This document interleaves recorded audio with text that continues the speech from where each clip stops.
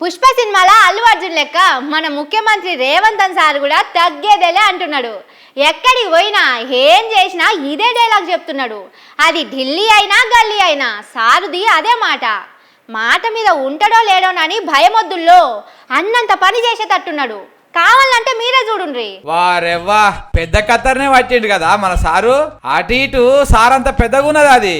ఇలా పొద్దుగాల ఓ తన కంపెనీ ఓపెనింగ్ కు పోతే వాళ్ళు ఇంత పెద్ద కత్తెర తీసుకొచ్చి రేవంత్ సార్ చేతిలో పెట్టిండ్రు. కత్తెర చూడంగానే సార్ చూడుండ్రి ఏం చేస్తున్నాడు.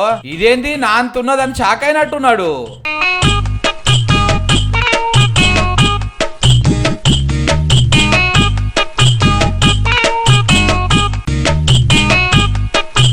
ఈ కంపెనీ వాళ్ళకు రేవంత్ సార్ గురించి బాగా తెలిసినట్టున్నది. అందుకే పెద్ద కత్తెర తెచ్చినట్టున్నారు. సారు జరంతా కుర్సగున్నా గాని అన్ని పెద్దయే కావాలి నాయే. సెక్రటరియట్ లో కూర్చున్నా, మీటింగ్ లో కూర్చున్నా అందరికంటే పెద్ద కుర్చీ వేసుకునే కూర్చుంటాడు.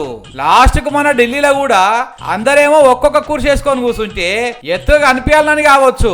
రేవంత్ సారు 2 కుర్చీలు వేసుకొని కూర్చున్నాడు. కానీ రేవంత్ సార్ కు ఈ కత్తెర సెంటిమెంట్ ఏందో పోండ్రి. నాకు వయసు ఉంది, ఓపిక ఉంది.